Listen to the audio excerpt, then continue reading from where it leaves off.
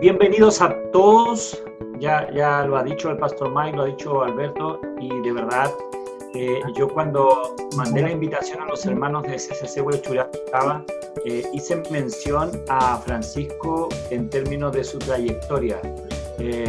No es tan viejo, no es que tenga 100 años de trayectoria, pero a Francisco lo conocemos durante mucho tiempo por su participación, ¿cierto? Principalmente trabajando en Radio Armonía. Por ahí algunos lo reconocen como Panchito, etc. Pero a Francisco yo lo he conocido este último tiempo, yo diría estos últimos 3 años por lo menos, trabajando en la confraternidad de pastores del sector oriente de nuestra ciudad, y ha sido un tiempo hermoso de compartir con él. Yo diría que hace mucho tiempo que queríamos invitarlo, no habíamos podido concretar, pero ha sido una bendición para nosotros cada vez que participamos de esta reunión, y Francisco hoy día de alguna manera está liderando este equipo que se ha armado. Entonces, ha sido para nosotros un muy buen tiempo contar con él, Francisco no está en Santiago, él nos va a contar seguramente, él está pasando la pandemia en el sur de nuestro país, él está hoy día desde Puerto Varas transmitiendo para nosotros acá en Santiago, así es que aprovechemos, disfrutemos este tiempo y sin más, Francisco, tómate el micrófono, haz tuyo las 3 horas de charla por las que te contratamos, hermano, y Dios te bendiga. Muchas gracias. De verdad es un privilegio para mí poder estar aprovechando este medio al cual Dios nos ha empujado a utilizar y que seguramente no vamos a dejar, para poder compartir las bondades que Dios nos ofrece, aún en medio del valle de sombra de muerte. Sí, no soy muy viejo, pero tengo ya 40 años de ministerio. Estoy desde Frutillar, desde el campo, muy cerca de Frutillar en realidad, transmitiendo.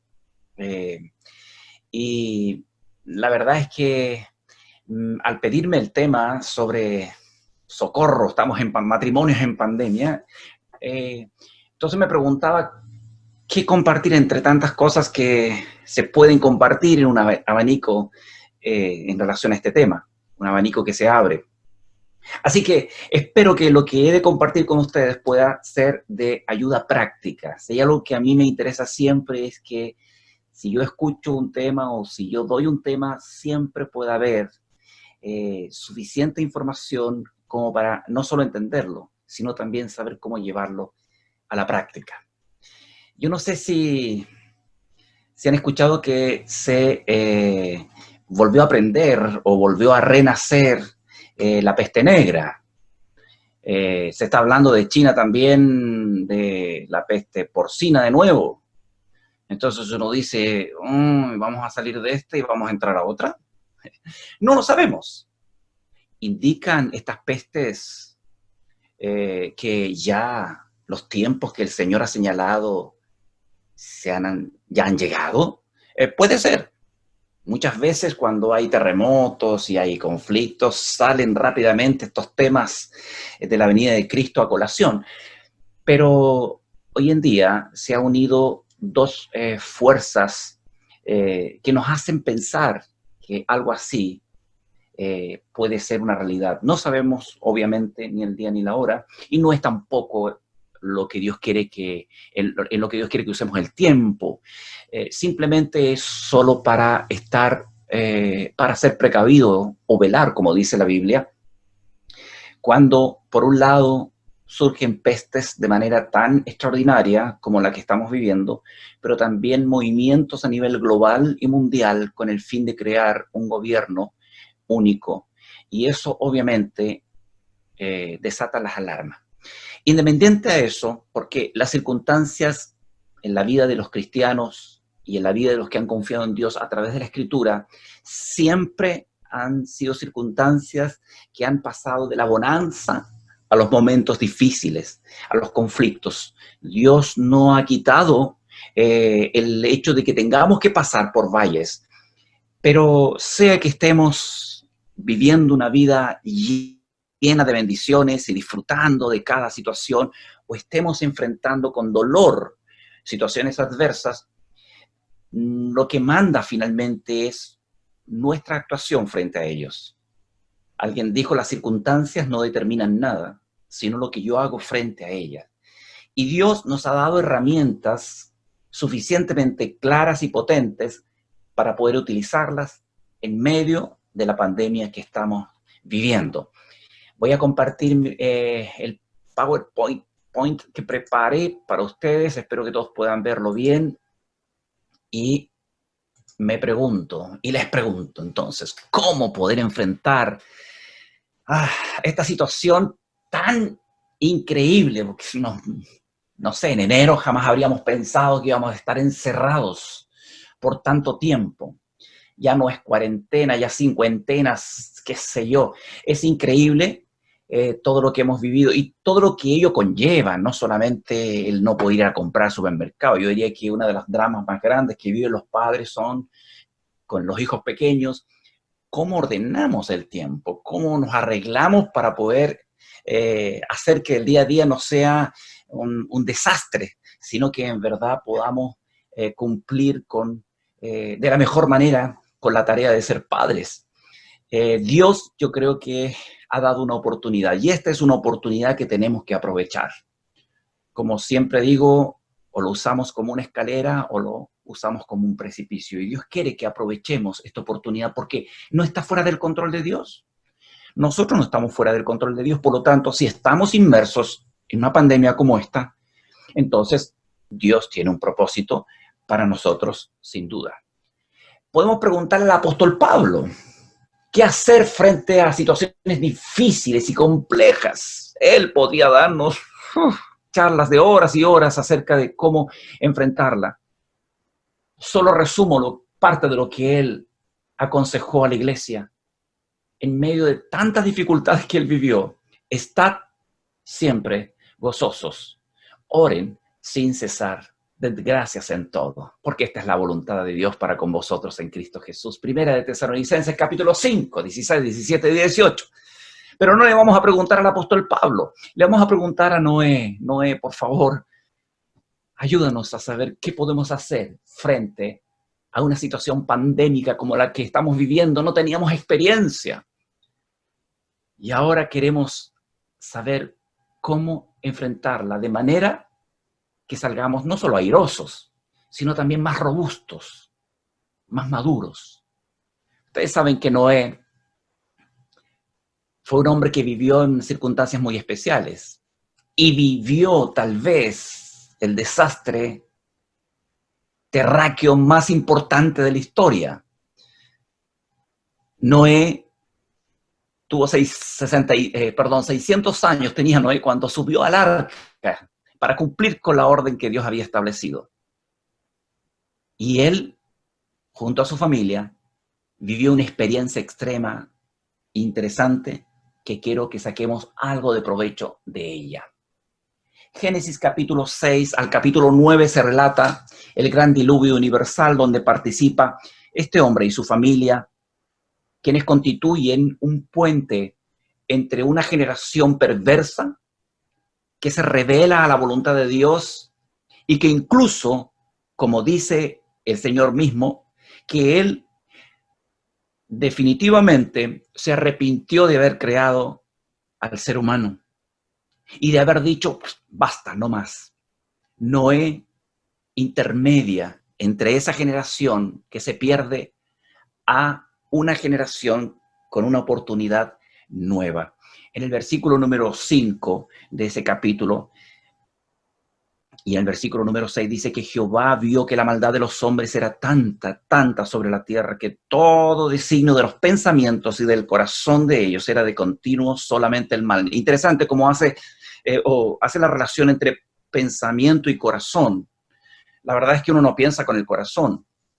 El corazón es ese músculo que tira sangre a cada rincón del cuerpo, pero Dios establece o utiliza esto como un ejemplo de cómo nuestro interior, nuestros pensamientos, que es lo que vivimos dentro de nosotros, solo Dios y nosotros sabemos lo que hay aquí, y cuando expresamos podemos comunicar a los demás, cómo estos pensamientos se relacionan con nuestras emociones y finalmente dan a luz lo que sí la gente ve, lo que los otros ven, que son nuestras acciones, que es lo que nosotros ejecutamos y que finalmente muestra lo que nosotros realmente somos. Dice que la gente estaba en sus pensamientos y en su corazón, esto es, movilizando todo su cuerpo, de continuo el mal. Verso 6, se arrepiente Jehová de haber hecho el hombre en la tierra y le duele en su corazón. Noé vivió en este periodo, un periodo de mal absolutamente extremo, pero también es un mal del cual nosotros no estamos tan ajenos. La Biblia nos señala que cuando Él ha de venir, entre otros ejemplos que usa, serán tiempos difíciles en términos de la maldad, como los tiempos de Noé. Y nosotros estamos dando pasos avanzados, no nosotros, pero sí la humanidad está dando pasos avanzados y gigantescos en términos de poder quitar a Dios. Es lo que se ha llamado como la descomposición de la sociedad, el desconstruir lo que se ha construido, teniendo como bandera de lucha el hecho de que la sociedad ha hecho lo que somos. Los pensamientos y los valores y los principios del bien y el mal es la sociedad que la ha creado. Por lo tanto, esta política o este pensamiento de desconstruccionalismo, de desconstruir todo lo construido, va sobre la base de que nosotros también podemos reconstruir una sociedad diferente. Y Dios no tiene cabida en ese pensamiento humano. Es por eso de que nosotros los cristianos somos tal vez los enemigos número uno de todo el movimiento mundial, que ya tiene muchos años, pero que ahora está teniendo un clímax, cuyo objetivo es poder tener un gobierno que pueda manejar la humanidad para poder construir una sociedad diferente. Por eso están metidos en todas partes estos líderes, incluidos por supuesto en la política, porque esas ideas filosóficas finalmente se transforman en doctrinas de vida, y las doctrinas de vida se transforman en políticas. ¿Para qué? Para que la política pueda crear las leyes que nos obligue a todos a pensar y actuar como ellos.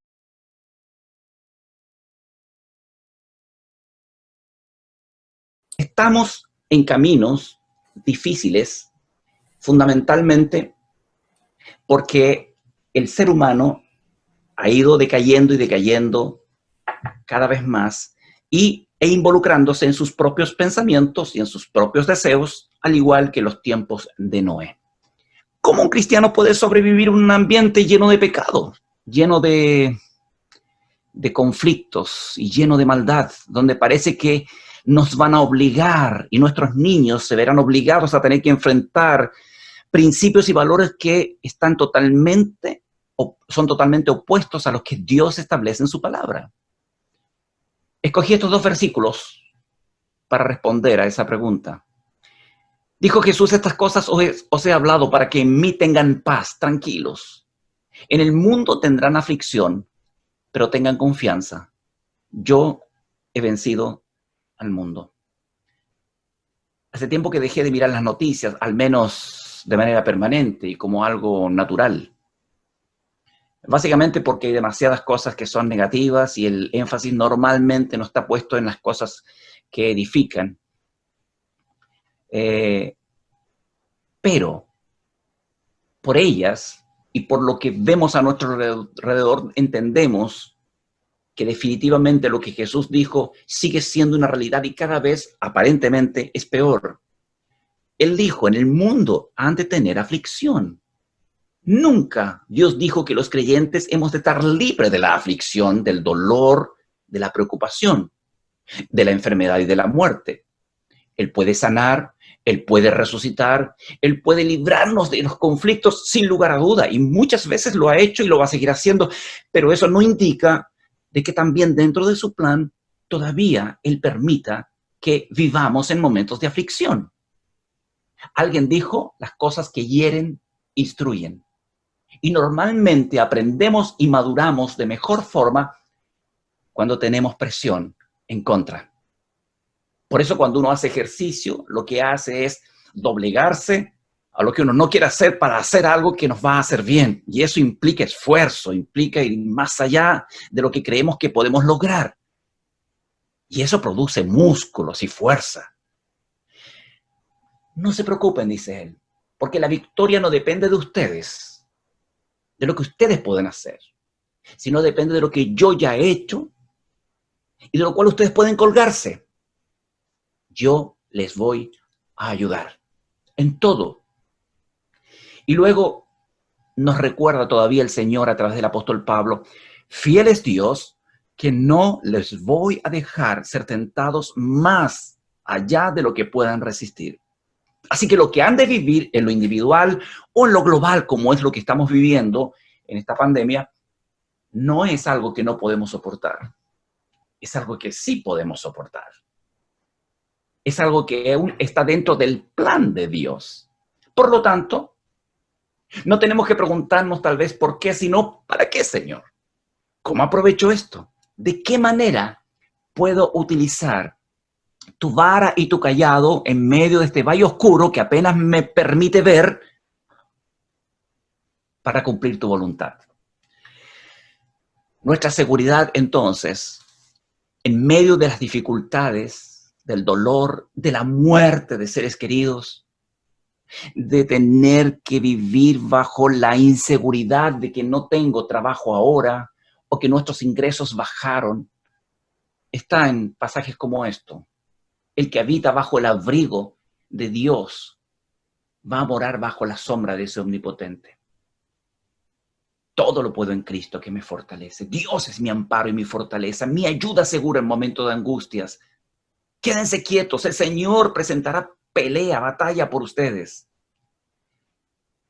El poder de Dios se va a ver efectivo y visible con mucha más potencia cuando yo soy débil. Como esas contradicciones a las cuales Dios nos lleva. Mientras más pequeño y más débil eres, más fuerte voy a ser yo. Si es que, obviamente, dependes y te refugias en mí. ¿Y qué significa eso? No es solo orar, no es solo reprender, no es solo tener la Biblia abierta en el Salmo 91 para que los bichos y espíritus chocarreros no entren a mi casa.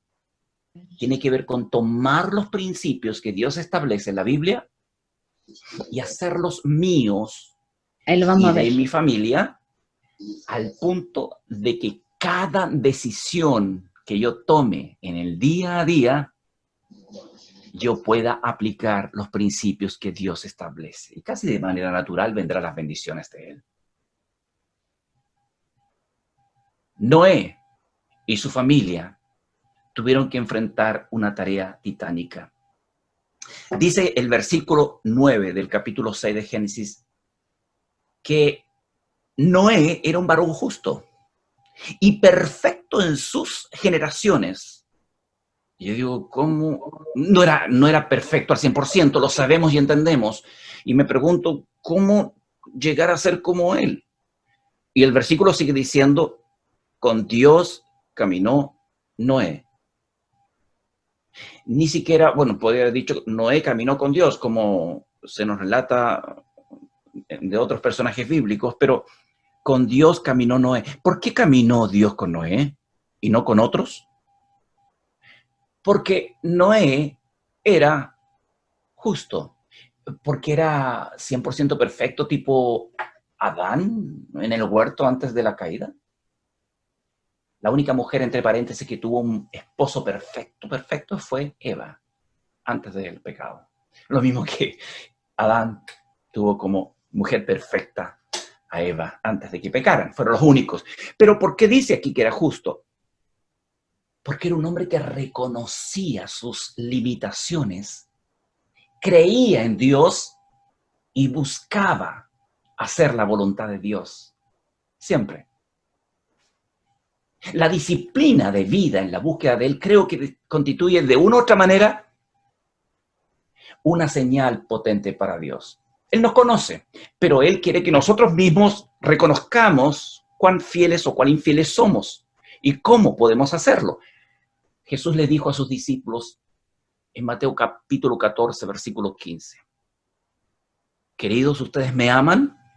Yo creo que ellos se sorprendieron, tal vez se miraron y dijeron, sí, maestro, te amamos. Y Jesús les dice, si ustedes me aman en verdad, guarden mis mandamientos. O sea, hagan lo que yo les digo. Esa es la demostración más práctica y contundente de que ustedes en verdad me aman. Si miramos Mateo capítulo 15, verso 14, al revés, el que les mencioné era 14, 15. 15, 14 dice lo mismo. Ustedes son mis discípulos si hacen lo que yo les mando. Y Dios sabe que no somos 100% perfectos ni justos. Un día lo seremos cuando estemos con Él. Pero Él mira el corazón y la intención. Y Él ve cuando hay una disposición y hay una manifestación de buscar la justicia de Dios.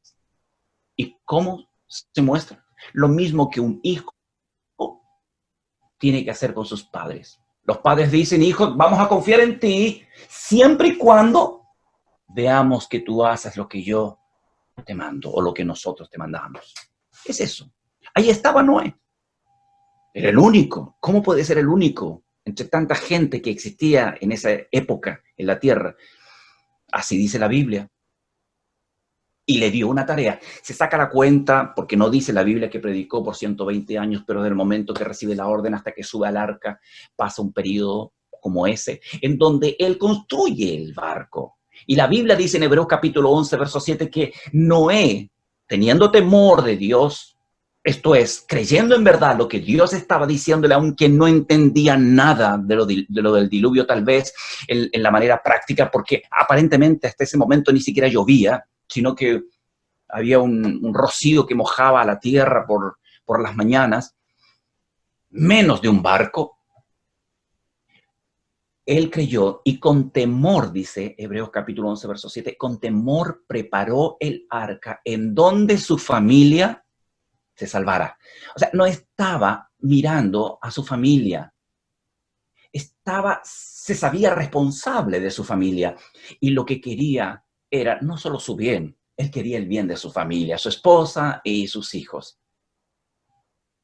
Y con ese temor preparó el arca. Y no dudamos, aunque no hay detalles específicos, de que él anunció de ese gran diluvio, advirtió una y otra vez a quienes le preguntaron y a quienes no le preguntaron acerca de lo que había de venir para que alguien se arrepintiera. Y ojalá Dios cambiara su plan. No fue poco tiempo. Claro, antes se vivía mucho más, es verdad. Pero aún así, fue un periodo largo en que la tarea era una tarea enorme, construir algo que jamás habían construido, que no se había visto, no había modelos. Dios les dio las indicaciones y curiosamente las indicaciones que Dios les dio sirvieron de base para la construcción de naves cuando se inventaron las naves por el ser humano. Siguieron las pautas que Dios le dio a Noé en cuanto a los metrajes de punta a punta y de lado a lado para que flotara, porque son exactamente las medidas que se necesitan para que un barco pueda flotar. Pues bien, él trabajó y lo hizo, solo confiando en Dios. ¿Cómo no se desanimó en ese tiempo, durante ese tiempo? ¿Cómo su corazón no tuvo dudas? No lo sé. Solo confiaba en Dios. Sabía que las obras de Dios, que podía ver de Él y todo lo que podía saber de Dios mismo, le daba la seguridad en que estaba confiando en aquel que era creador de todo y de su propia vida y que Él iba a hacer lo que prometió. Nosotros tenemos un privilegio mucho mayor a lo que tenía Noé. Dios dejó por escrito en un libro, en la versión que querramos y por los medios que querramos, sea un celular, computador, en papel, en audio. Tenemos la Biblia. Allí está todo acerca del pasado, presente y futuro. Podemos aprender de las historias del pueblo de Israel, de personajes bíblicos y sacar lecciones para nosotros. Podemos recibir mandamientos directos a nosotros. Podemos saber lo que ha de venir también. Lo tenemos todo. Por lo tanto, tenemos un privilegio mayor que el de Noé y que lo de los apóstoles también para saber qué es la voluntad de Dios. Sabemos que es agradable y perfecta, pero ¿cuál es? ¿Qué es lo que Dios quiere que yo sepa como hijo de Él, como esposo, esposa, padre, madre, como hijo? ¿Qué es lo que yo debo hacer? Por eso nos juntamos como grupo de iglesia para aprender a vivir. El problema es que siento que hay muchos que están aprendiendo a teorizar el cristianismo, pero Dios quiere que la teoría baje a la disposición de un corazón listo a hacer la voluntad de Dios y que se refleje luego en buenas acciones. ¿Cómo cumplimos la tarea que Dios nos encomendó? Porque la tarea sigue. Tenemos que seguir haciendo lo mismo que Noé, pregonero de justicia, dice la Biblia que era pregonero, por su fe condenó al mundo. Nosotros estamos en la misma posición, estamos anunciando no un diluvio, pero el fin de los tiempos. Y es más, una vida eterna que Dios ofrece y una vida de condenación. Es nuestro deber comunicarlo. ¿Cómo? Cumpliendo lo que Jesús nos enseñó en Marcos 16:15, en Mateo capítulo 28, versos 19-20. Ir por todo el mundo y predicar el evangelio a toda criatura. Ir y hacer discípulos a todas las naciones, bautizándose en el nombre del Padre, del Hijo y del Espíritu Santo, enseñándoles que guarden todas las cosas que os he mandado. Esa es la tarea fundamental de la iglesia. Por ende, es la tarea que cada uno tiene que asumir y entender. Yo no estoy en esta tierra para estudiar una carrera, incluso para formar una familia. El objetivo principal está en la gloria a Dios a través del cumplimiento de la tarea que Él nos dejó. Obviamente tengo que tener una profesión, obvio tengo que tener ingresos económicos, claro que tengo que atender a mi familia, pero eso no indica de que la tarea suprema sigue siendo hacer discípulos y enseñarles todas las cosas. De hecho, según lo que la Biblia nos señala, no es la iglesia, ni menos la escuela dominical que no se menciona en la Escritura, quienes tienen que enseñar a los hijos cómo ser hijos de Dios, valga la redundancia, cómo nacer de nuevo. Ni es la iglesia, ni son los que tienen el don de enseñanza en la iglesia los que son responsables de enseñar a esos niños a crecer en el conocimiento y en la gracia de nuestro Señor Jesucristo, como dice 2 de Pedro 3:18. No. Desde el Antiguo al Nuevo Testamento, la responsabilidad de guiar a los niños a Cristo y de ayudarles a crecer en Cristo una vez que ellos le reciban como Señor y Salvador, es de nosotros los padres. Quienes tienen el don de enseñanza dentro del círculo de la iglesia local, lo que hacen es colaborar con nosotros y especialmente ayudarnos a nosotros, quienes somos maestros sin tener el don necesariamente, pero que tenemos la tarea de enseñar a nuestros hijos y guiarlos en la disciplina y amonestación del Señor, Efesios capítulo 6, verso 4. Por lo tanto, si alguien tiene un don en la iglesia de enseñanza, ayúdeme a mí, por favor, primero, porque yo soy profesor sin pasar por la universidad. Tengo que enseñar a mis hijos. Y luego de pasadita, ayúdame con los hijos el domingo, enséñales algo el sábado en el club. Genial. Pero soy yo como papá y es mi esposa como mamá, quienes somos responsables de nuestra familia. Y al igual que Noé, debiéramos tener la actitud que dice en Hebreos capítulo 11, verso 7, con temor, preparar nuestros hogares para enseñar a nuestros hijos, de modo que nuestros hijos no se pierdan, sino que se salven. ¿Cuántos de los hijos de ustedes tienen la certeza, ustedes como padres, que son salvos, que si mueren esta noche van al cielo? Los niños pueden decidirlo. Si son más grandes que niños, si son juveniles o jóvenes, tienen el derecho a decidir. Pero nosotros tenemos la responsabilidad de enseñarles. No esperar que venga un evangelista a la iglesia algún día para arrastrar a nuestros hijos y enseñar. No, nosotros debemos hacerlo. Y la pandemia ha servido, entre otras cosas, para enseñarnos que el hogar es la más grande universidad y los padres los más grandes maestros. Eso no está en la Biblia, pero dice una gran verdad. Nuestra sociedad y básicamente nuestro país ha crecido un poco en lo económico en el pasado. Ahora retrocedimos. Pero parece que mientras mejor nos va en la vida, más trabajamos para tener más cosas, y mientras más cosas adquirimos, más dinero necesitamos para poder conservar y mantener esas cosas que hemos ido adquiriendo. Y lo que ha hecho es separarnos de nuestros hijos, a veces entre matrimonio.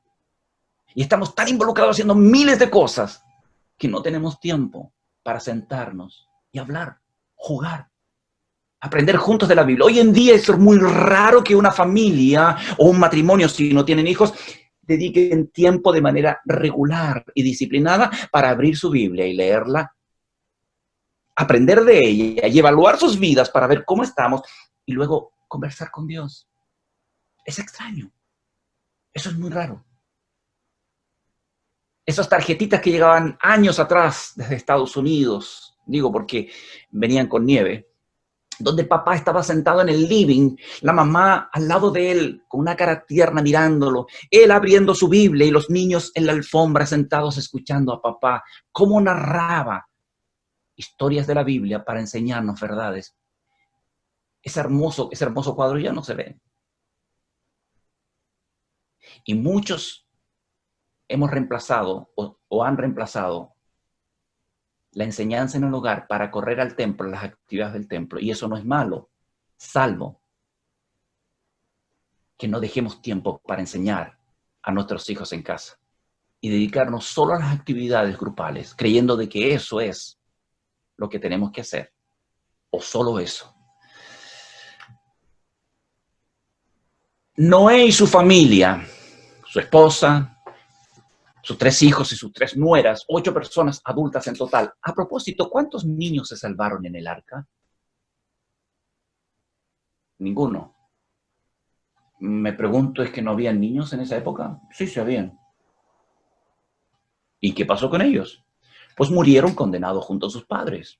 ¡Qué injusticia! No, Dios sabía por qué lo hacía. Podemos hablar acerca de eso en otra oportunidad. Solo preguntarles cuántos niños fueron salvados en Sodoma y Gomorra. Ninguno. ¿Habían niños? Sí, se menciona que habían pequeños y grandes. Ninguno fue salvado. ¿Cuántas personas fueron salvadas de la muerte que Dios mandó que se produjera al pueblo amalecita cuando manda al rey Saúl a través de Samuel? Destruye a todos, hombres, mujeres, niños, aún los de pecho. Wow, ese es otro tema, pero simplemente quiero hacerles reflexionar.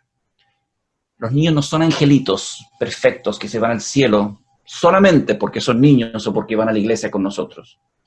Ellos son personas que nacen con una naturaleza caída y necesitan que papá y mamá les enseñe cómo llegar a Cristo y cómo crecer en Cristo, igual que nosotros. Independiente que si es un pequeño muy pequeño y muere, probablemente va al cielo al no tener la capacidad de poder juzgar entre el bien y el mal.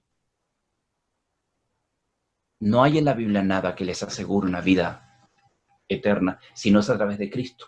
Todos somos pecadores, todos necesitamos recibir a Cristo. Y allí estaba Noé con su familia, en el arca. Todos creyeron en Dios, sí.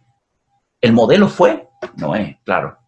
Génesis capítulo 8, en el versículo 13, se nos relata un poco, o en parte del detalle de lo que sucede en ese momento. Se los voy a leer.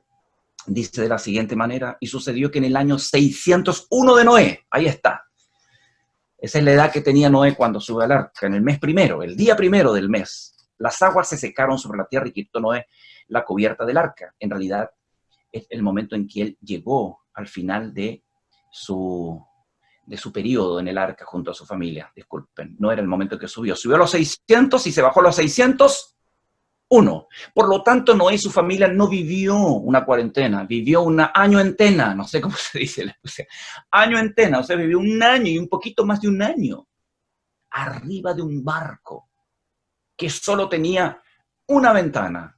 ¿Y saben dónde estaba puesta esa ventana? Nada es al azar con Dios. Estaba puesta arriba en el techo del 3er piso.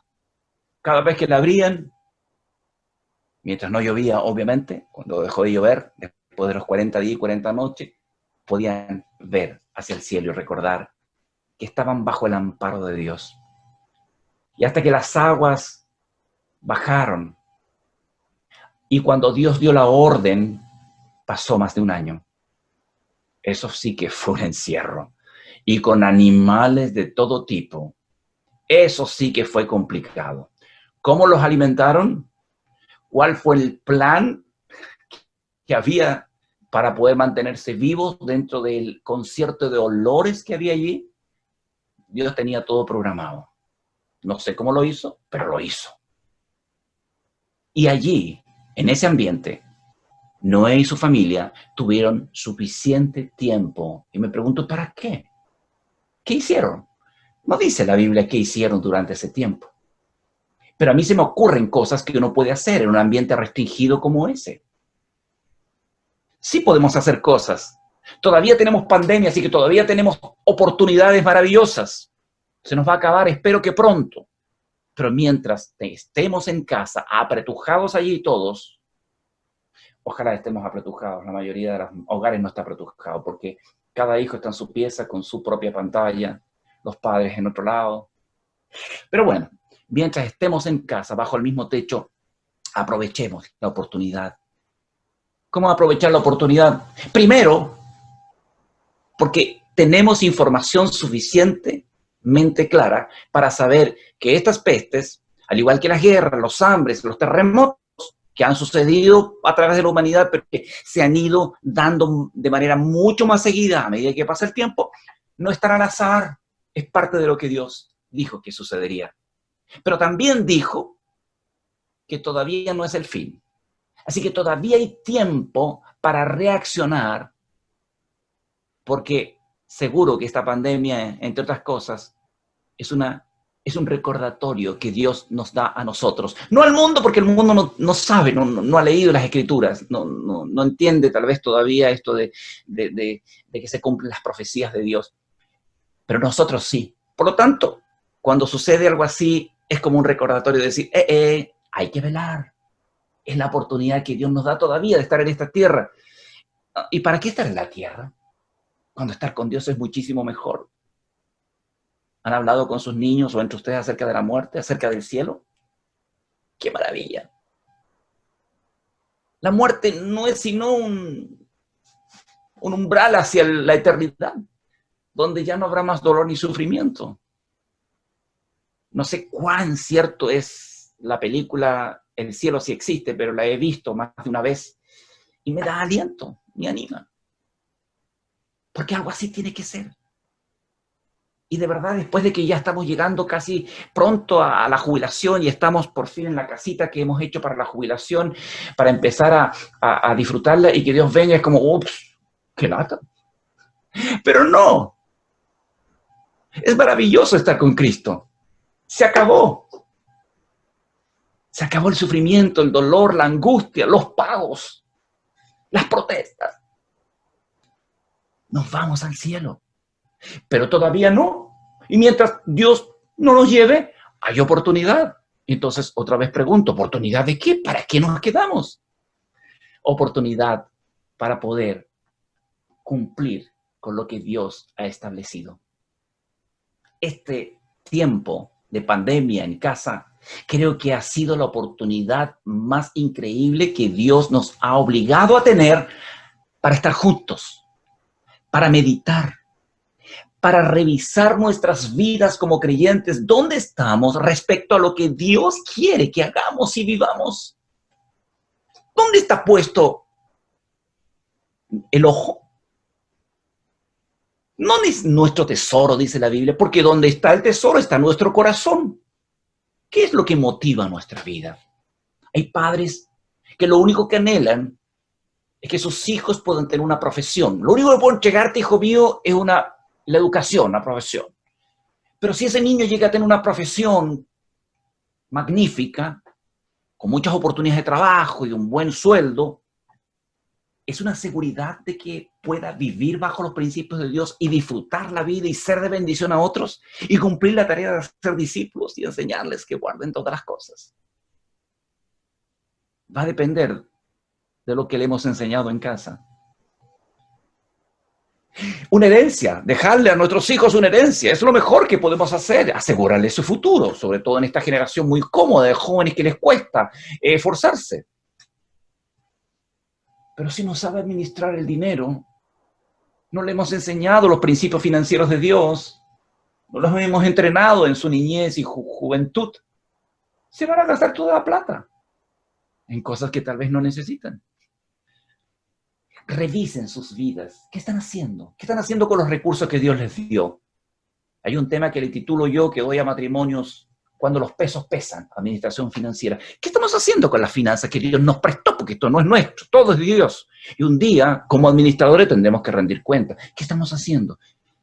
¿Qué estamos haciendo con las cosas que adquirimos?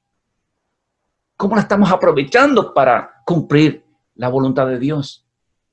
Es un tiempo de revisar qué están haciendo, cómo están viviendo como matrimonio.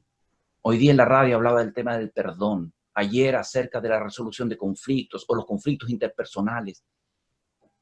A veces sabemos teóricamente tantas cosas de la Biblia y proclamamos con nuestra boca cosas que finalmente no hacemos. Alguien dijo saber la voluntad de Dios y no hacer la voluntad de Dios es no saber nada en absoluto. Dios quiere ayudarnos, aunque sea difícil en algunos de los temas que Él nos enseña, que practiquemos, porque todo en la vida es difícil. Me costó aprender a leer, me costó aprender a caminar, a andar en bicicleta, a manejar un auto. ¿No? El primer día que me bajé del primer manejo era como que se me movía el mundo, perdí no sé cuántos kilos. Así es en todo. No es fácil, pero es ese proceso que me lleva de menos a más el que me ayuda a desarrollar la fuerza, la musculatura, ya sea intelectual, física, emocional, espiritual. ¿Qué estamos haciendo con nuestras vidas?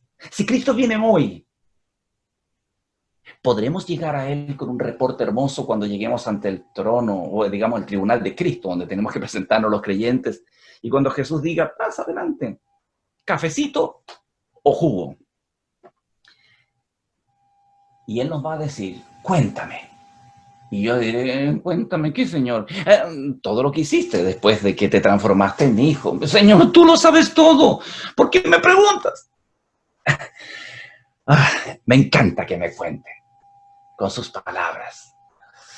Señor, ¿tendré más cosas hermosas y frutos que traer a Él o cosas que me avergüencen? Es el momento de revisar nuestras vidas, nuestro proceder como matrimonio, esposos y también como padres frente a nuestros hijos o como nietos para quienes ya tienen nietos. Tengo la primera nieta, una oportunidad genial. Ustedes saben que los abuelos cristianos no malcrían, ¿no? Eso no pueden hacer los inconversos. Los abuelos cristianos ayudamos a criar en la disciplina del Señor. Así que es una bendición. Cuando revisen sus vidas, tomen decisiones. Porque revisar nuestras vidas y descubrir las cosas que nos faltan, lo bueno que hemos hecho o lo malo que hemos hecho y que hay que cambiar, no es suficiente. Hay que crear metas. Y las metas tienen que tener fecha de vencimiento. ¿Cuándo quiero lograrlo? Uno de los problemas latinos es la falta de disciplina. Y es un problema también para los cristianos. No es excusa decir que en Chile todos somos así. No, no, no. Cuando yo recibí a Cristo, dejé de ser chileno como mi primera patria y pasé a ser cristiano, miembro del reino de Dios. Por lo tanto, la constitución política de Dios comienza a posesionarse en mí y me va a hacer mejor chileno, mi segunda patria. Seguro voy a ser un mejor ciudadano. Pero primero tengo que ser un buen ciudadano de la patria celestial, a la cual me debo por voluntad propia. Hay que tomar decisiones para hacer cambios. No hay justificaciones que mi papá no me amó y yo era así, no soy bruto, soy enojón como mi abuelo. Esas son excusas, porque en Cristo somos nueva criatura, definitivamente. Y luego comenzar a trabajar las tareas que tenemos por delante. Sea el testimonio con el cual predicamos y cumplimos la tarea global, fundamental, que es de hacer discípulos, o para que cuando abra mi boca y enseñe a mis hijos el plan de salvación, a mis vecinos o a quien sea, mis obras respalden mis palabras y me den autoridad. Ese es el proceso que debe haber. Es un tiempo maravilloso en el cual seguramente les ha sobrado un poquito más de minutos. Pero si no se apagan las pantallas en la casa, salvo para los Zoom de la iglesia, no va a haber tiempo para pensar. Y se va a pasar el día muy rápido. Ups, ya está de noche de nuevo. Y ya estamos en julio. Es increíble. ¿Cómo ha pasado el tiempo? La pregunta es, ¿qué hemos hecho? ¿Y cuán equipados estamos para poder seguir cumpliendo la tarea del Señor? Rápidamente, para quienes son padres con niños pequeños todavía, recuerden que hay dos pilares que son los cuales tenemos que ayudar a criar a nuestros hijos. El del amor El amor tiene que ver con el reconocimiento, palabras de bien, de inspiración, de aliento.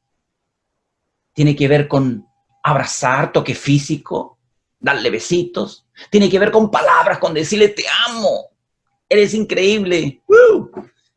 Tiene que ver con tiempo. Especialmente tiene que ver con tiempo. Me han dicho, oye, ¿cómo los niños se acercan a usted? ¿Cómo puede ser eso que tiene tanta facilidad de llegar a los niños? Yo digo, no tengo idea. Pero ahora sí tengo idea.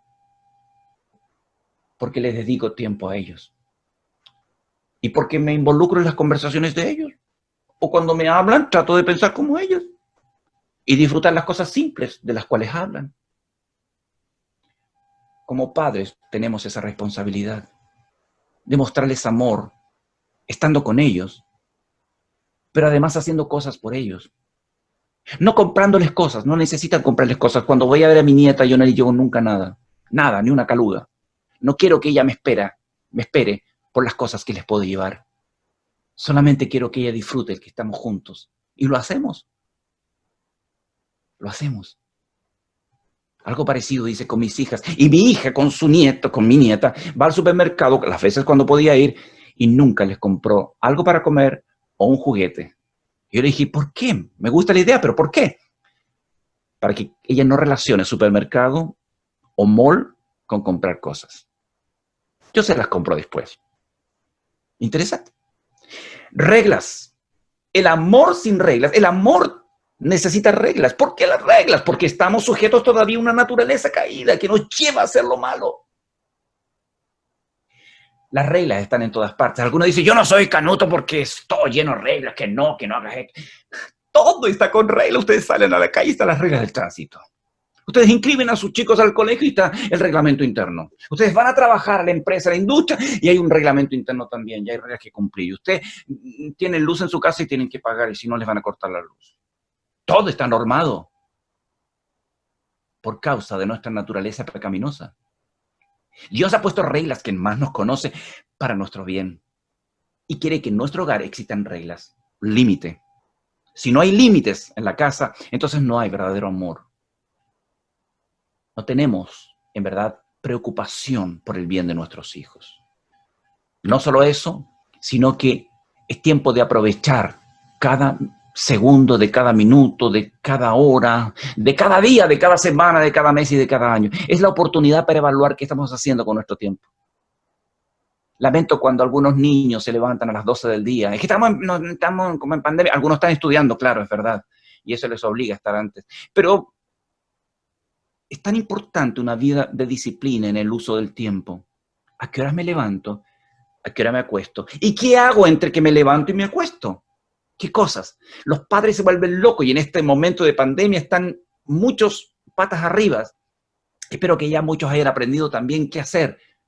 Pero mientras no haya un calendario de actividades para nosotros, para nuestros hijos, para la familia, entonces todo será un desorden.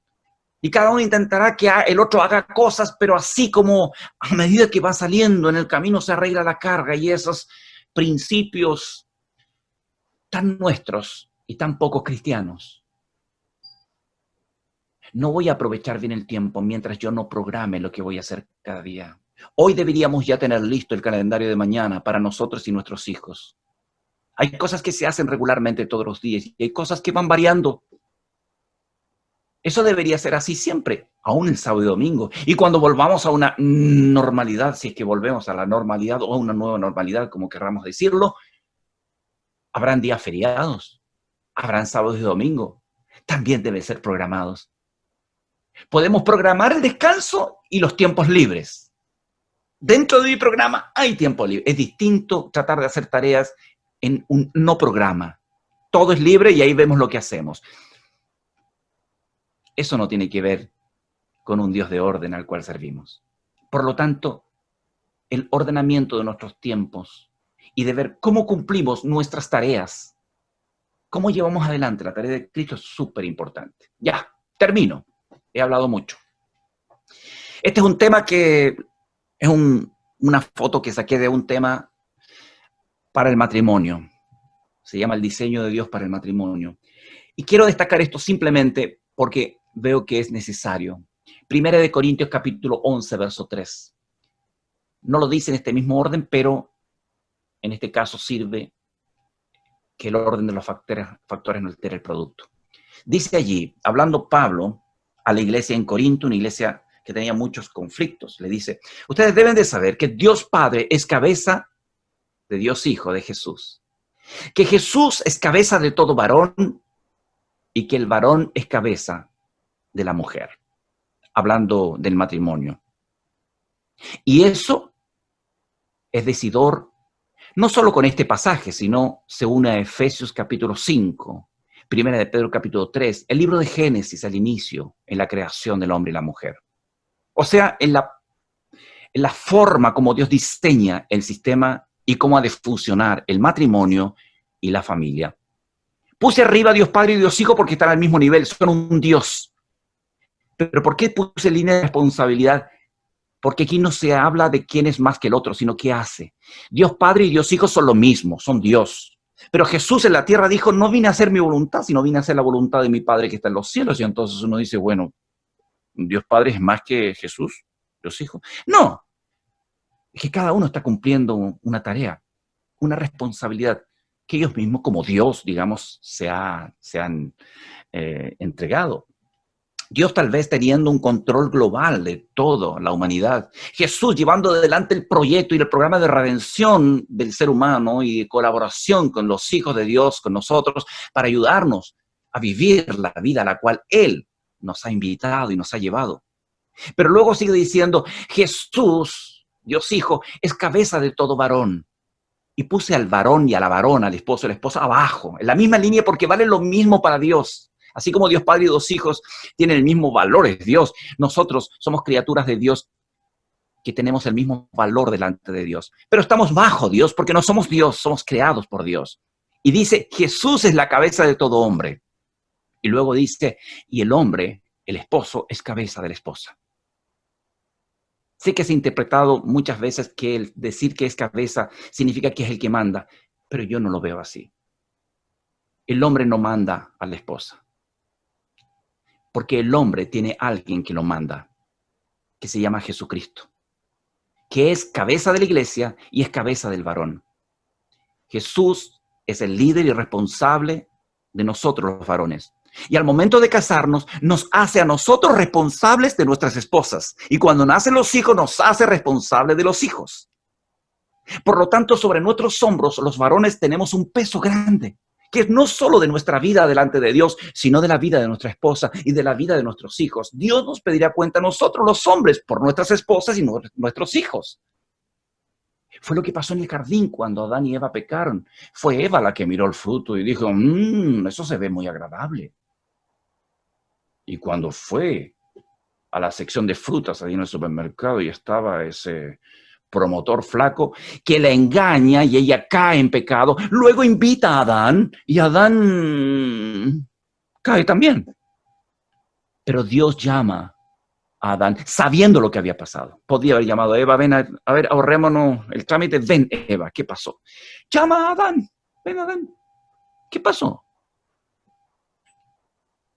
Un día tendremos que dar cuenta por nuestras esposas y nuestros hijos, hijas, hijos. Hace tiempo se escribió un libro, después de un gran evento, con más de, creo, 20,000 varones, que hablaba acerca del rol del varón en el hogar, desde la perspectiva bíblica. Si los hombres cumpliéramos de mejor manera el programa que Jesús nos lleva a cumplir, de su voluntad, de la Biblia, que está por escrito, habría menos divorcios, menos problemas matrimoniales, menos hijos rebeldes al Señor. Es la ausencia del liderazgo masculino la que principalmente ha provocado grandes desastres en la familia. Porque normalmente una esposa es fiel a un esposo que la ama y que ama a Dios. Efesios capítulo 5. Hay todo un tema, tal vez en otra oportunidad podemos hablarlo. Pero la responsabilidad del hombre es llevar adelante el liderazgo, administrar el huerto que Dios nos ha dado. Y la esposa está allí para acompañarnos y para ser nuestra ayuda idónea. La primera tarea que Dios le da al hombre es amarla, como Cristo amó a la iglesia. Cuando los hombres amemos de verdad. Y no habla de un amor erótico. Eso es consecuencia final. Habla de un amor ágape. De ese amor que está dispuesto a hacer cualquier cosa por su esposa con tal de que ella esté bien y sea feliz. Un amor que está dispuesto a dar su vida por ella. Después están los hijos. Nunca los hijos están antes que el cónyuge. Entonces, los dos podrán definitivamente en la práctica ser una sola carne, un solo proyecto de vida y desarrollar así su matrimonio y su familia conforme a la voluntad de Dios. Así que la pandemia no es, desde mi perspectiva, no es sino una oportunidad que Dios nos está dando, donde nos empuja a nosotros los creyentes a estar juntos y a tener un poco más tiempo. No en todos los casos es así, pero en la mayoría tal vez sí un poco más de tiempo para poder pensar, para poder evaluar, para retomar fuerzas. Y si hemos cometido errores, pedir perdón a Dios. Pedirnos perdón mutuamente. Pedir perdón a los hijos. Pedir perdón de los hijos a los padres. Y recomenzar sobre un nuevo escenario que nos da la palabra de Dios, obviamente. Es la oportunidad que tenemos de comenzar a planificar cómo vamos a seguir haciendo la tarea de discipular o de hacer discípulos, que es evangelismo. No es la tarea del pastor. No depende de las actividades de la iglesia. Sí, vamos a hacerlo cuando lo programemos como iglesia, pero es una responsabilidad que cada uno de nosotros tenemos.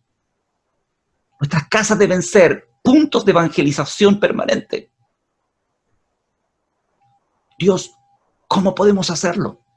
Nuestros hijos deben ser embajadores de Cristo allí en el colegio. ¿Qué están haciendo para hablar de Jesús a otros? Nosotros en el trabajo y nuestras casas abiertas a los vecinos, familiares, para que conozcan de Cristo. No hay mejor cosa que cumplir la voluntad de Dios. Y haciendo lo que Dios dice en términos de vivir la vida cristiana para hacer testimonio y de hablar del evangelio a otros, es que sentimos satisfacción y gozo. Es que Dios nos bendice y nos da cosas que ni siquiera hemos pedido. Y en el hogar se respira un aire bendito. Pero cuando no es así, perdemos el foco. Empezamos a pelear, a preocuparnos de tonteras, y empiezan a haber problemas en la casa, y como que empiezan a aparecer cuentas que no teníamos presupuestadas, y nos enredamos en cosas a veces ridículas, y entonces somos parte de la lista interminable de peticiones para quienes oran en la iglesia. Dios quiere llamarnos a hacer un trabajo hermoso, un trabajo que pueda traer como frutos la bendición de nuestra familia y la bendición de muchos otros. Ya, eso nomás. Que el Señor nos ayude.